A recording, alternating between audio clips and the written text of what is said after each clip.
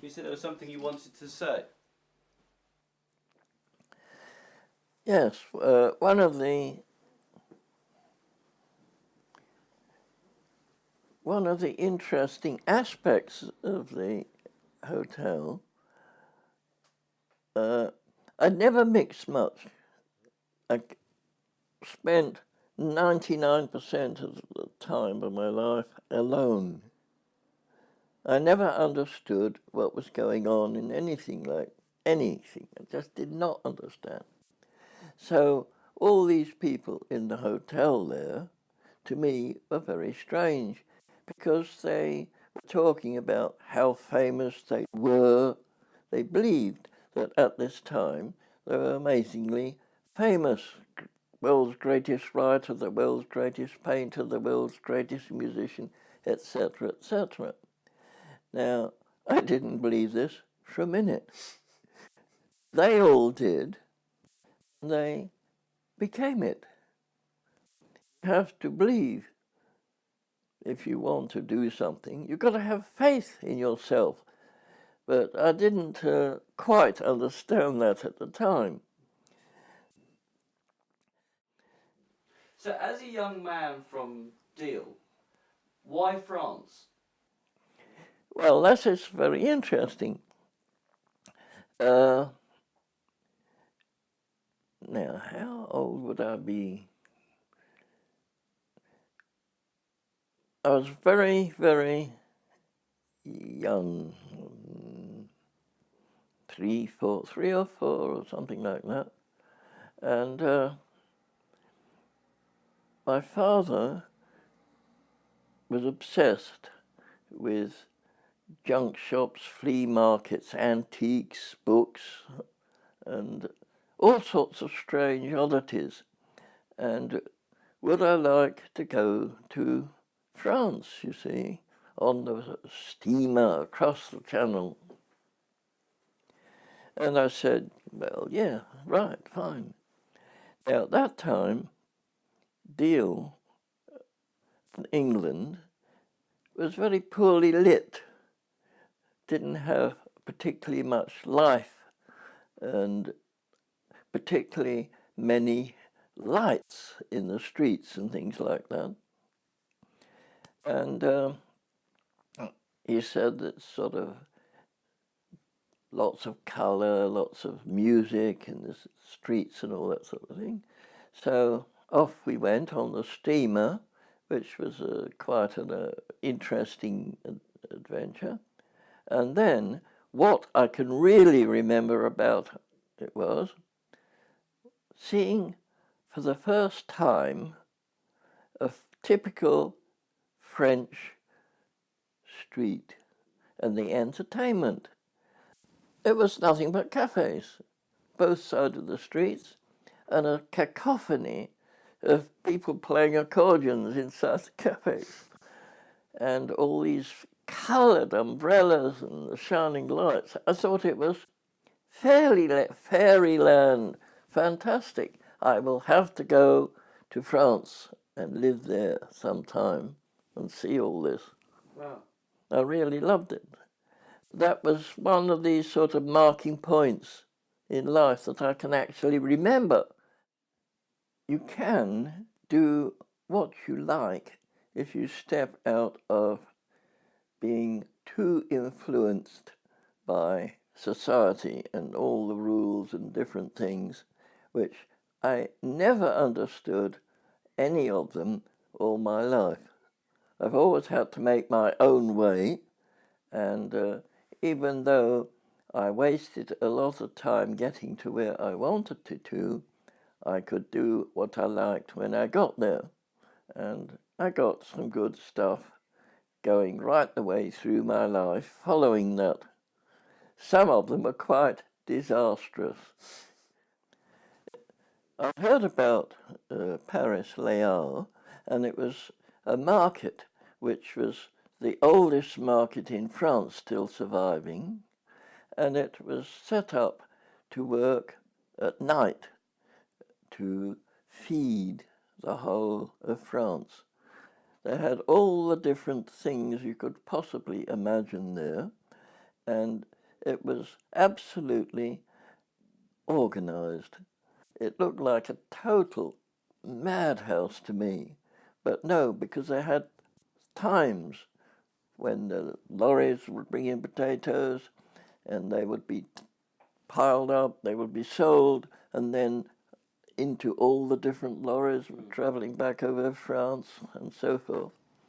And of course, serving all the best restaurants and things in Paris. But there's one big snag about it. It was, as I said, this enormous collection of everything, slaughterhouses, everything you can imagine. And as it had to be cleared up by 7 o'clock in the morning, suddenly everything stopped. Now, people had been piling up the most beautiful vegetables and fruits from southern France in boxes, which had arrived a few hours after they'd been picked. Absolutely fresh. And they hadn't sold it all. So they had to move away, and the people who were going to sweep it up and put it in to the lorries that would dump it in little boats and ships and things in the Seine, where it'd be dumped out at sea or whatever. It was the best food. It's incredible. And I used to watch this and photograph it, and there were huge crowds of people, sort of, you soon recognize them, old ladies to students and people like that. And as soon as it was over, whew, they were in there helping themselves to everything. And the bulldozers started to squeeze it into a big mesh, and that could be scooped up and put into trains, which were driven around there, buckets on wheels with a motor in front, driven along there, filled up, and gone to a place where they could be emptied and go round again. And I've got pictures of old ladies actually inside a truck, scrambling for tomatoes, onions, everything. It was in the dead centre of Paris where all the roads met from all the different points of the campus. And at 7 o'clock, that's when Paris sprang to life. All the traffic was empty. Nothing was happening before 7. And suddenly, all these lorries were coming and going and so forth, and it created a terrible traffic jam. Awful traffic jam. So it had to stop because after the war in France, they were much more poorer than we were. And they carried on with all the old designs and things. So it looked about 30, 40, 50 years behind the times, because there's no sense in changing it anyway. But they were going to have a change. What they were going to do was go to Rungis airport and build a super modern market there, and you wouldn't block anything up, so they felt. They couldn't close it down because it caused such an uproar in Paris, and there was such a really political problem with it that they said they were going to close on 7th of something. Yeah.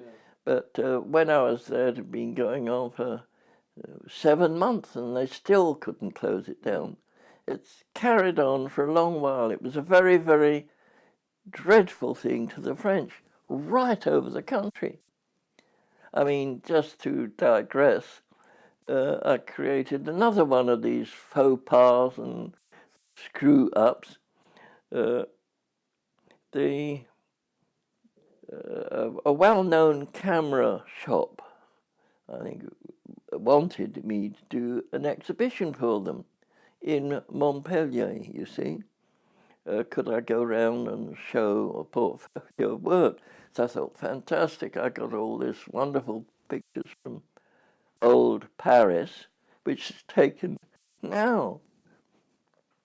And I didn't know that there was this terrific problem with the emotional, political, loving the market, everybody. And you had the businessmen didn't like it because they wanted to use planes instead of old lorries and things like that. And I never got anywhere. I mean, I just showed them the book and they just flipped it like, oh, no. And that was it. And I sort of walked out because I realized that is the last thing. Yeah. I'd never heard of the King's Road, never heard about swinging London. At the time, I was living in France. The culture there's completely different, and they don't behave like that. Everything's quite different. Got a job for a magazine page in a curious newspaper called the Plain Dealer. And they said, yes, this is absolutely fine, just the sort of thing we want in the streets, but we can't use this, it'll upset farmers and things like that. It's too outre, as they call it. So I said, okay. They said, well, can you go to London? That's interesting, you see. So I went to London, and I started asking, what's going on these days? And they said, oh, London's really swinging, man. Well, I say, what's that? So they gave me a rough idea of the whole thing. Well, I said, where is it? King's Road, you see. Go to the King's Road, walk around on a Saturday afternoon. You'll get all sorts of crazy pictures, really wild stuff.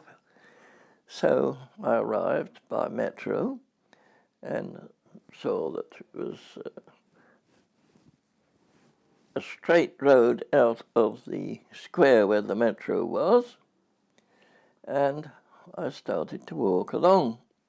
So I walked along down one side looking, and the side I was on, nothing was happening. Nothing at all. But on the other side of the road, that's where it was all happening. So I thought, okay, I'm going to go back along that side. But I was going along. Suddenly I came along to a shop called Granny Takes a Trip. I thought, well, this is incredible. And I sort of was staring there, and there was this granny staggering along the road. I thought, good gracious, that's a genuine, real English fat granny.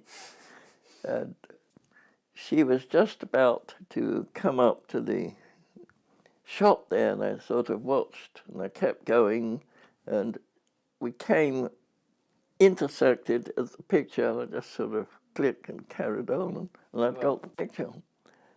That's what started me off on that. Were you ever worried about them seeing you take their photo? Oh, very much so, yes.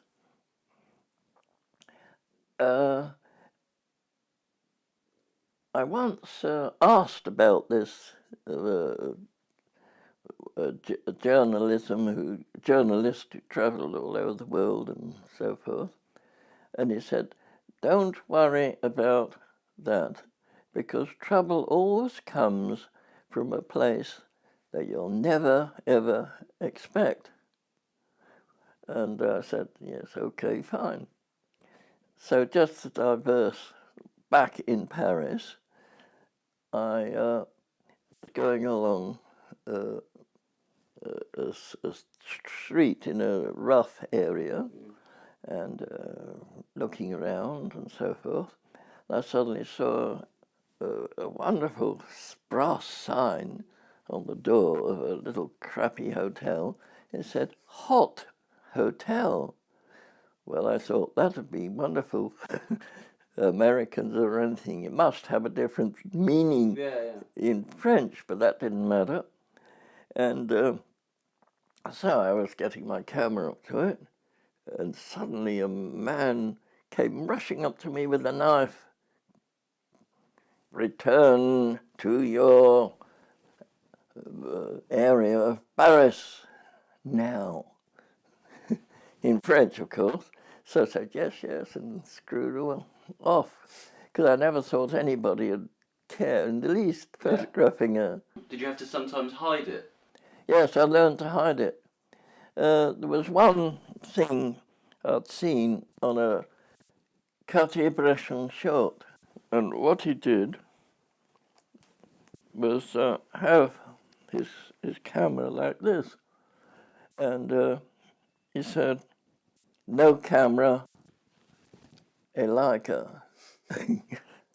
You see? So that didn't suit me, but I sort of, what I then noticed, a lot of cameramen then taped their cameras up with black tape, so you couldn't really tell what it was. And I put it under my arm, under my jacket, so I could immediately slip my hand in, bring it out, click and put it back. And I practiced walking along with a high shutter speed and a wide-angle lens, focusing so everything's in focus, and it would be sharp because it's fast. And I used to take it like this, and no one's ever spotted that one. Fantastic. I can't imagine why. Do you find it irritating being asked about Paris and the Beat Hotel and stuff like that? I am fed up with the Beat Hotel. Yeah. I didn't want to ask. Everybody asks, but most people get completely, absolutely the wrong idea of it, and they get bored. I was looking for the cheapest hotel because I had an idea, because the hotels in France were much cheaper than England because they had a vast mobile population that moved around doing the vendage, the grape picking, all these different things, making sugar from potatoes and all that sort of thing.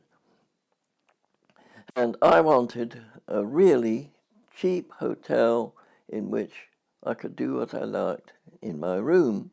So I asked around, and eventually someone took me there. And it was filled with penniless students,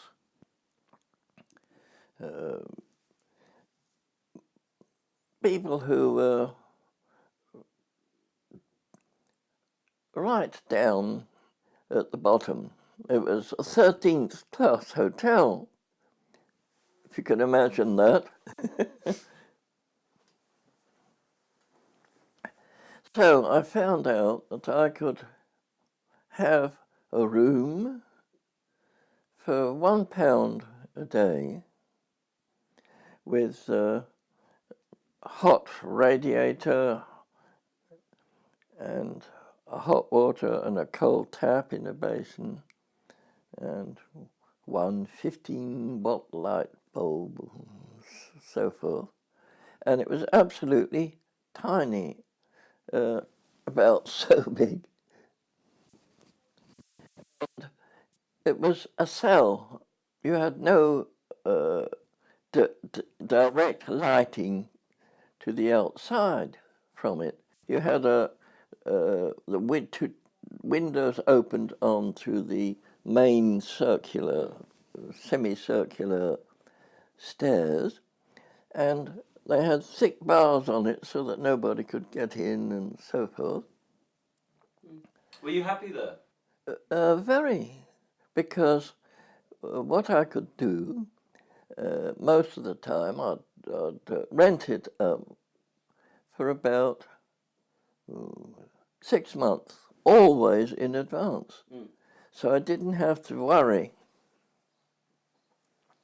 Yeah. I could sort of walk out and not go back because I'd suddenly found some old railway that I wanted to suddenly see, and it was fantastic. So I stayed a month or two around there, and then I sort of walked back in again, and nobody really noticed because every other person was doing the same. So did you know at the time it was going to become this special moment in history? No, no idea. What I was looking for was this moment in history in the future, and I thought, well, this will not exist in the future. Therefore, I was trying to show what it's like to live in a poor, dim hotel, and to work in the absolute dim light in there. I would wait maybe a month or two before I got the picture I wanted of someone, because the average exposure was about half a second most of the time. And once I'd done it, I didn't want to get chucked out of the hotel. Were they nice people? No, not necessarily. No, no. You had to be very careful. What was one of them? I was told, be careful with this character. You mustn't upset him. He's got a knife. He'd be nasty. You might get injured. Just sort of play along. Anyway, so he was quite amusing, and if you sort of joked along with him, you were all right. But if you sort of went against him, he might not knife you, but he might punch you on the nose or something. I've actually got the first print I ever made. It's sort of creased and sort of snapped, because I bought a box camera, because I started off very young at this sort of thing, and learned to do the processing in a cupboard and so forth. I didn't read how to do it, I learned myself, and I invented things. And for example's sake, the Ilford Dictionary of Photography had a section in there, typical photographic faults. And I looked at this and I thought, fantastic pictures. How do they do that? And that was a big thing, because I then started to try and do the faults. And it did very well. Yes, so I got this box camera, photographed my mother sitting in a deck chair, which I caught her doing, and managed to print it. And that sort of survived for my earliest period. What was it about the camera and photography that originally attracted you to it? Picture post. I used to go around and buy Picture Post and Illustrated, which were two English magazines. I didn't like Life, because I could see that they're all faked up and set up, and even things in the street. I mean, I was outraged at some of the pictures that they set up. They're just absolute nonsense. But the photographers were fantastic. But I didn't like their view of life, because it wasn't true, I didn't think. There was one image I remember seeing. I don't know if you can tell me the story of the one-man band. Oh, yes. That was one of my masterpieces to me. Yeah. I had decided I must be a street. I would like to be a street photographer, seeking out odd incidents in events in the street. And that was in Deal when I was young. And I will now walk around Deal with my speed graphic, and sooner or later one day I will come into an interesting photographic event. But nothing happened. There was nothing going on in the streets. I went on for 2 or 3 months before anything happened. I was walking along the high street where the car market is now, and I heard boom, boom, quick, quick, crash, squirt, and I thought, that's weird, what is it? And I said, what's that? To somebody going by. Oh, that's the Deal's one-man band. And so I managed to rush around and found my way up where he was playing to the children there. But he never made a penny. Nobody paid him anything. What do I do now after developing the plates of glass? And I sent them off to a famous English film agency in Fleet Street that accepted stuff from everybody, paid them. I'd found it, and much to my amazement, I saw it published 2 or 3 times in these tuppenny news magazines, very crappy paper, and they printed like that. And that was my first success. I am a photographer now. I've got my first picture in the papers.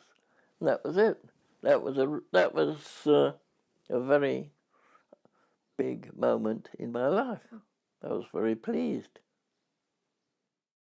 Is there something specific you're looking for? No, not at all, never.